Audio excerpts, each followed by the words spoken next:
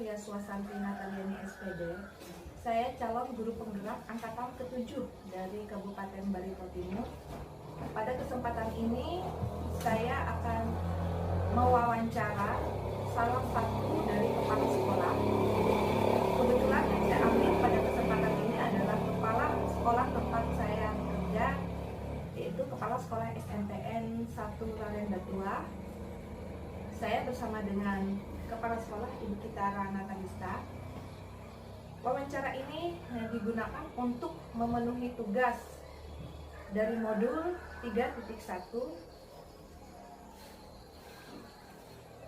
di mana di sana diminta kami untuk mewawancara kepala sekolah. Baiklah, saya akan memulai pewawancara dengan kepala sekolah.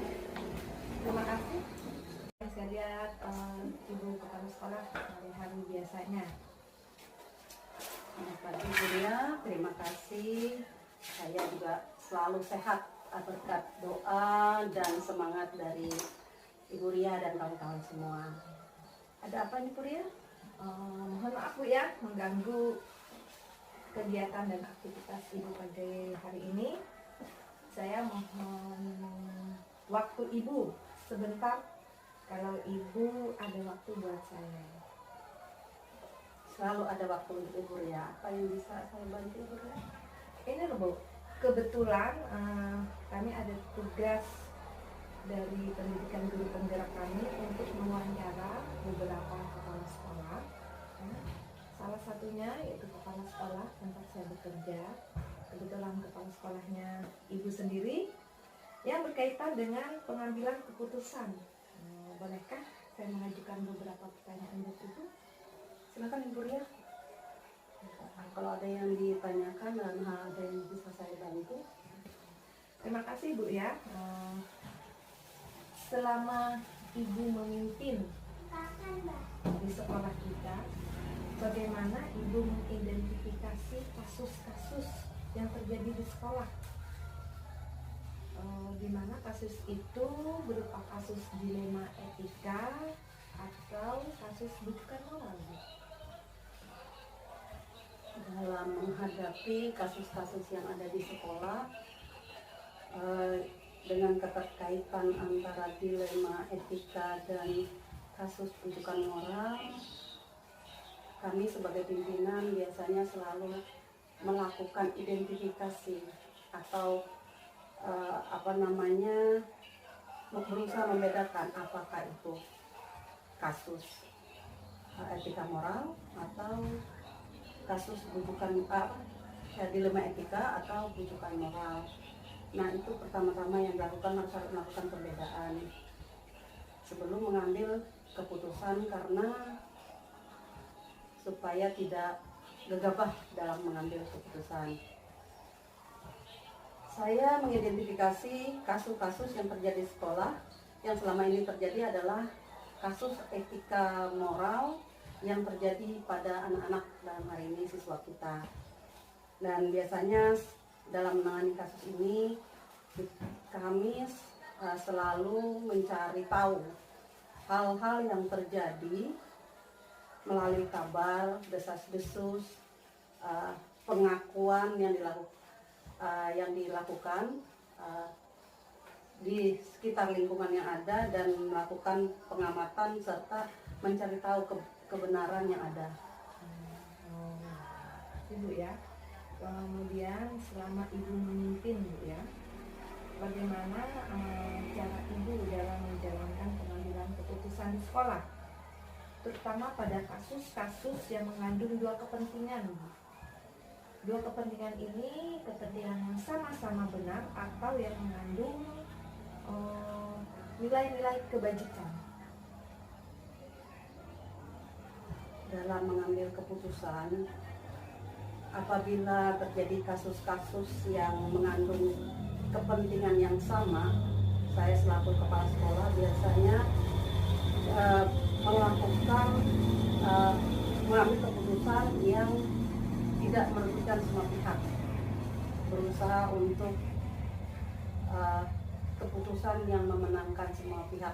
Dalam hal ini win-win solution lah ceritanya, agar tidak merugikan pihak sekolah maupun pihak yang bermasalah.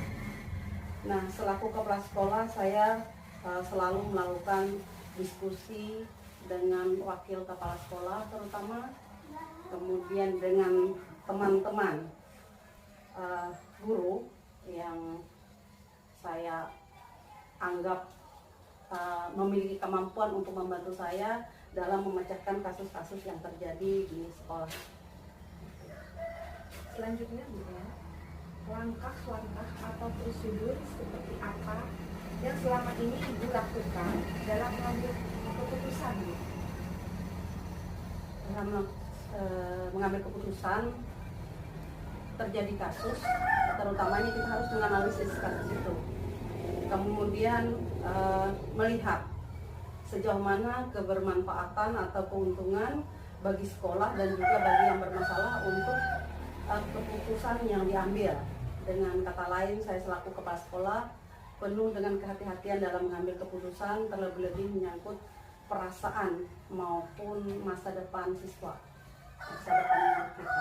Betul juga Bu ya, karena masa depan murid itu penting, hal yang utama. Iya, kemudian kita harus mengedepankan murid juga di dalam kegiatan pembelajaran. Selanjutnya Bu ya, hal seperti apa yang selama ini Ibu anggap efektif dalam pengambilan keputusan pada kasus-kasus dilema etika yang selama ini Ibu hadapi? Kasus-kasus dalam mengambil keputusan. Iya, dalam mengambil keputusan yang Ibu anggap efektif, yang pastinya melibatkan kawan-kawan, terutama dalam hal ini wakil kepala sekolah. Kalau untuk masalah yang terjadi di sekolah, keputusan yang Ibu hadapi, apakah ada seseorang atau faktor-faktor yang selama ini mempermudah Ibu? yang pastinya adalah saya memiliki orang-orang, dalam hal ini rekan-rekan kerja, guru yang profesional yang sangat membantu saya dalam pengambilan keputusan, dalam berdiskusi, kemudian dalam menghargai keputusan yang diambil, keputusan yang ada yang diambil itu. Berarti Ibu kolaborasinya dengan semua pihak sekolah Bu ya, bagus, luar biasa. Ibu tidak bekerja sendiri, Ibu tidak mengambil keputusan sepihak. Oke Bu, dari semua yang telah disampaikan, pembelajaran apa yang dapat Ibu petik dari pengalaman Ibu mengambil keputusan dilema etika ini Bu? Banyak pengalaman yang saya ambil selama saya beberapa waktu ini jadi kepala sekolah. Mengambil keputusan dalam kasus dilema etika adalah kita harus banyak menganalisis kasus yang ada, banyak mempertimbangkan kasus yang ada, kemudian namun keputusan harus tetap diambil yang membuat semua pihak puas. Namun terkadang ada keputusan kita yang tidak memuaskan salah satu pihak, dalam hal ini pihak yang dirugikan. Namun keputusan harus diambil agar bisa menjadi panduan bagi semua orang dan kemudian berusaha untuk yang merasa dirugikan itu bisa legowo menerima keputusan yang diambil bersama. Begitu langkah-langkah yang Ibu ambil di dalam mengambil keputusan ini luar biasa Bu. Dan saya betul-betul kagum selama Ibu menjadi pimpinan di sini, manajer di sekolah ini, Ibu betul-betul menerapkan, mengedepankan, berpihak pada murid. Terima kasih Bu atas waktu dan kesempatan Ibu yang mau sebagai narasumber saya dalam wawancara ini Bu. Terima kasih juga Ibu Ria. Selama ini Ibu Ria sangat membantu saya dalam hal-hal mengelola sekolah ini dan kemudian sangat mensupport. Dan saya harapkan kita juga semuanya saling mensupport untuk selanjutnya Bu Ria. Terima kasih Bu atas bantuannya. Terima kasih. Saya ucapkan terima kasih Bu dan selamat pagi. Semoga kita tetap sehat dan tetap.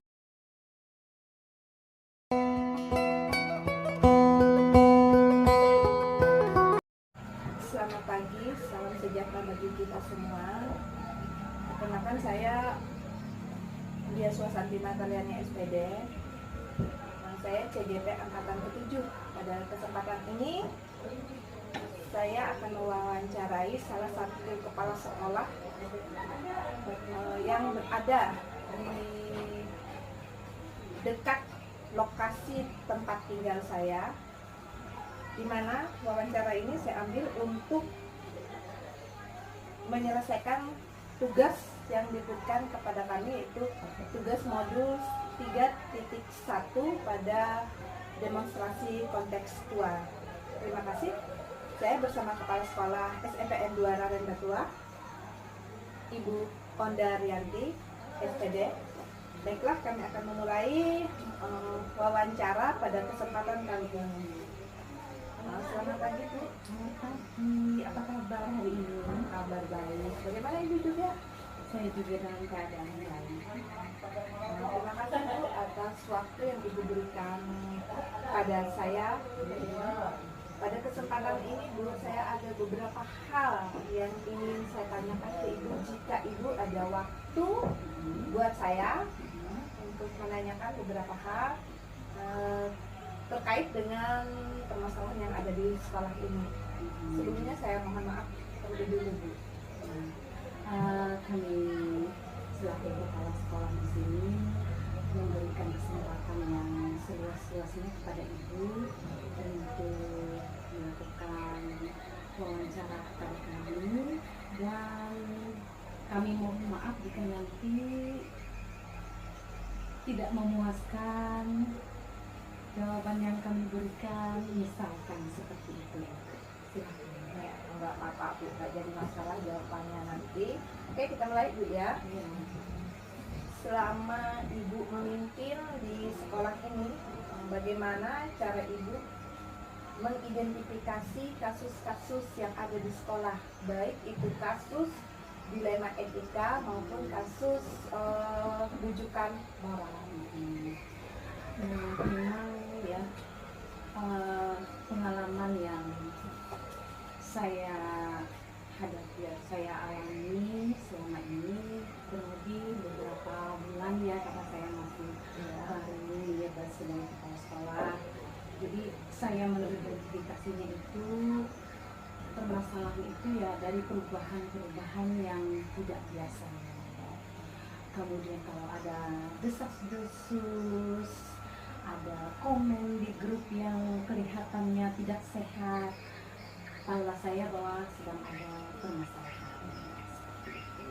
Berarti Ibu melihat dari kejadian yang seharusnya tidak terjadi, misalnya sudah ada kelainan-kelainan, kekurangan harmonisan ya, seperti itu. Selama Ibu memimpin, bagaimana cara Ibu di dalam pengambilan keputusan Bu? Terutama pada kasus-kasus yang sedang Ibu hadapi.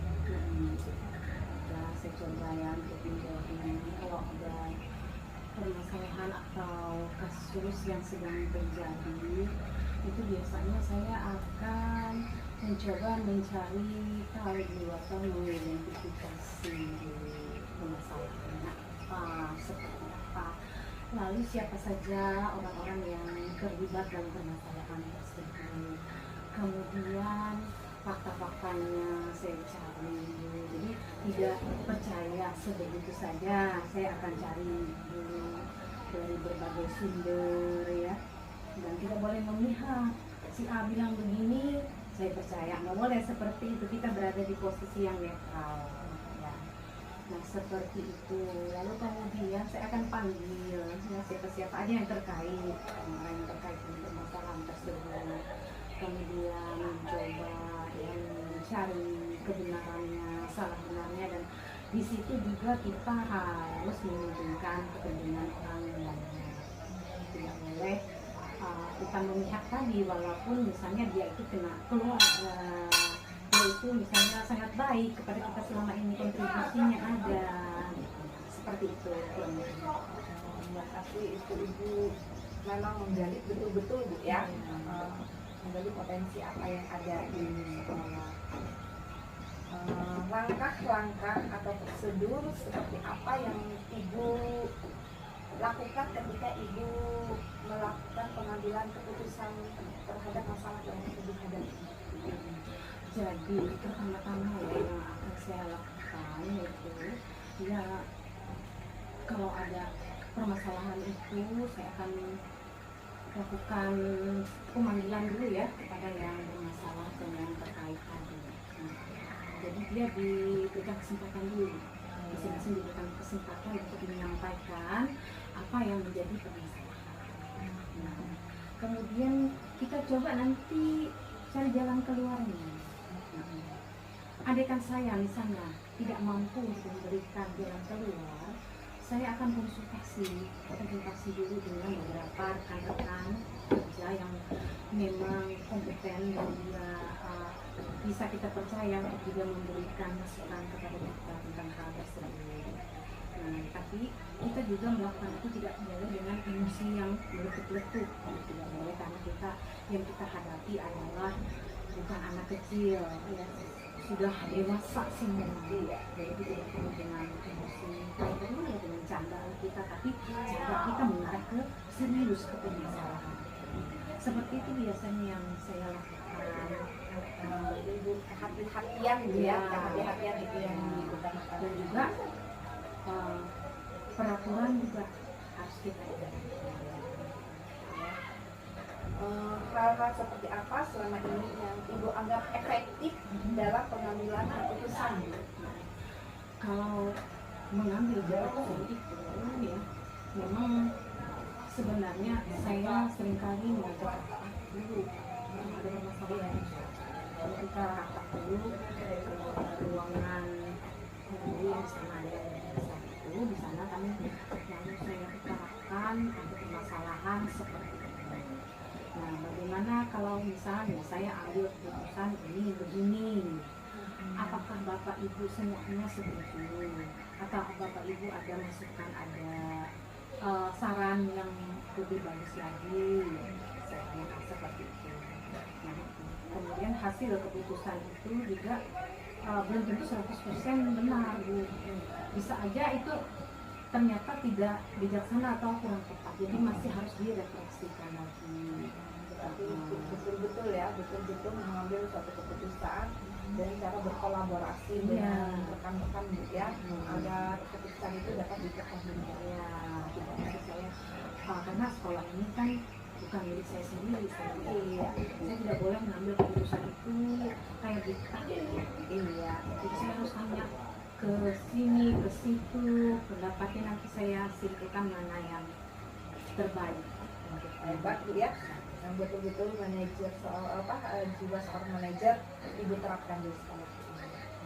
Saya hanya mencoba melakukan yang terbaik, belajar sambil belajar dari senior. Jadi kalau misalnya saya juga buntu, saya akan berikan senior saya untuk menanyakan ya, apa yang harus dilakukan seperti itu. Jadi saya tidak merasa saya ini paling sempurna atau paling pandai di dunia ini, tidak. Saya banyak kekurangannya. Tantangan yang ibu hadapi di dalam pengambilan keputusan itu pasti ada, ya kan Bu?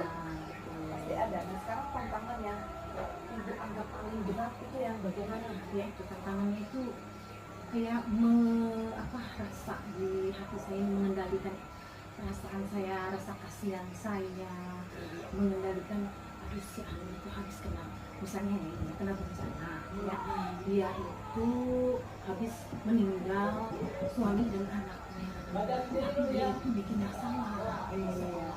Dia kalau berbicara itu kadang-kadang ketus, menyinggung perasaan orang lain tanpa dia pikirkan orang lain bisa bersedih. Saya harus tegur, tapi dalam hati saya harus memahami juga, mungkin dia ini karena keadaan emosinya lagi-lagi. Nah, itu benar-benar dilema buat saya, tapi bagaimana peraturan harus ditegakkan. Berarti ibu mengambil langkah yang antara peraturan dengan rasa kasihan Iya, Bu ya. itu juga ya ada kan kayak seperti kata Ipan, itu juga kan membuat saya itu sebenarnya kok saya negur orang lebih tua dari saya, kok saya ngasih nasihat orang yang lebih senior dari saya. Nah itu kadang-kadang Jadi tantangan iya, ya. jadi tantangan dan rasanya berat buat saya, tapi ya tadilah ya, saya harus berusaha tegas dengan melakukan hal-hal yang sesuai dengan aturannya yang sesungguhnya. Kemudian ketika ibu menghadapi suatu dilema ya di sekolah, apakah ibu memiliki tata kelola atau jadwal tertentu di dalam menyelesaikan permasalahan yang ada?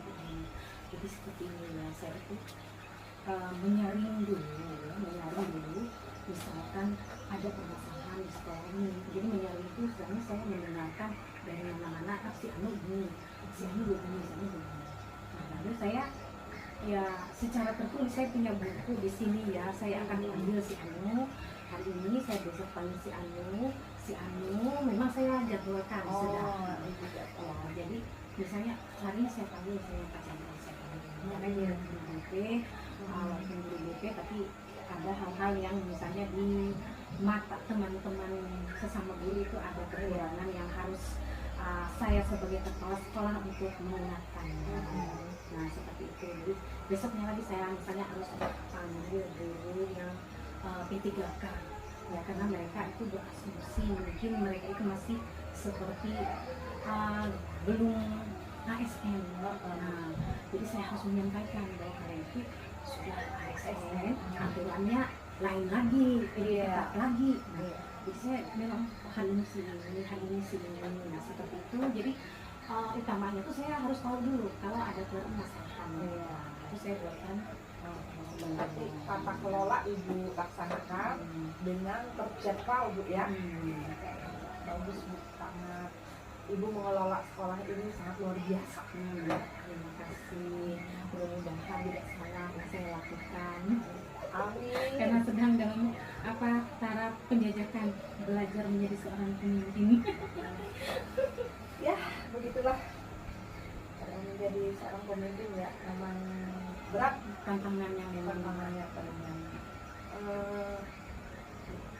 Ketika ibu mengambil suatu keputusan Bu, apakah ada seseorang atau faktor-faktor yang mempermudah ibu di dalam mengambil keputusan ini? Ya, itu memang mengambil keputusan itu harus bijaksana. Jadi saya harus berpikir, tidak sekali pikir, bisa 2-3 kali saya berpikir. Kemudian hasil pemikiran saya itu saya pertimbangkan, lalu saya juga mohon kepada yang kompeten untuk ya sama-sama memikirkannya lagi apakah keputusan saya itu sudah benar ya. Seperti kemarin itu ada guru yang mau masuk menghonor ke sini menambah jam matematika, sedangkan di sini sudah ada guru matematika 2 orang. Lalu katanya dia karena pengen pengalaman kerja, katanya saya siap tidak dibayar dan sebagainya. Tapi kan tentu saja itu nanti ada konsekuensinya, ada pengaruhnya terhadap guru yang sudah ada. Nah, di Dapodik juga ada pengaruhnya. Lalu itu juga saya di satu sisi saya juga memikirkan, oh kasihan dia ini tidak punya pengalaman bekerja dan dia ini anak keluarga. Di situ juga rasanya saya tertekan juga, tidak menolong keluarga di situ. Jadi saya harus konsultasikan bagaimanapun yang terbaik untuk kepentingan orang banyak, itulah yang harus dilakukan. Seperti itu. Berarti ada seorang Bu ya yang ibu anggap berkompetensi di sekolah ini. Menolong saya, memberikan pandangannya dengan sebaiknya bagaimana. Selanjutnya Bu ya, dari semua yang ibu sampaikan tadi Bu ya, pembelajaran yang dapat ibu petik dari pengalaman ibu di dalam pengambilan keputusan ini apa Bu? Yang pertama, kita harus peduli. Jadi jangan tidak peduli dengan sekitar kita di sekolah ini. Ada si anu kayak ini harus cepat hangat. Ada di grup begini harus cepat hangat, jangan dibiarkan. kemudian ketika kita menyelesaikan permasalahan, kita harus ingat bahwa kita mementingkan kepentingan orang banyak, jangan kepentingan pribadi. Kemudian kita tidak boleh memihak, karena dia keluarga lalu kita memihak, ya. Karena kita teman akrab lalu memihak, tidak boleh. Kemudian peraturan harus ditegakkan. Nah, seperti itu. Dilema loh Bu, di antara peraturan dengan rasa kasihan ini, dilema loh. Makanya itu harus kadang-kadang harus kita yang memikirkannya itu harus bijaksana. Ya Bu, terima kasih Bu atas kesempatan dan waktu Ibu. Pada kesempatan ini bersedia menjadi narasumber saya dalam acara wawancara ini Bu ya. Pada kesempatan ini saya ucapkan terima kasih banyak Bu. Saya akhiri wawancara kita. Sebelumnya jika ada kata yang salah, saya mohon maaf Bu. Terima kasih atas Sama, saya juga berterima kasih karena Ibu mau datang ke sekolah kami yang dengan kesederhanaan ini, mau silaturahmi ke sini. Dan juga saya mohon maaf jika dalam pemaparan saya tadi ada hal-hal yang kurang tepat atau ada hal yang menyinggung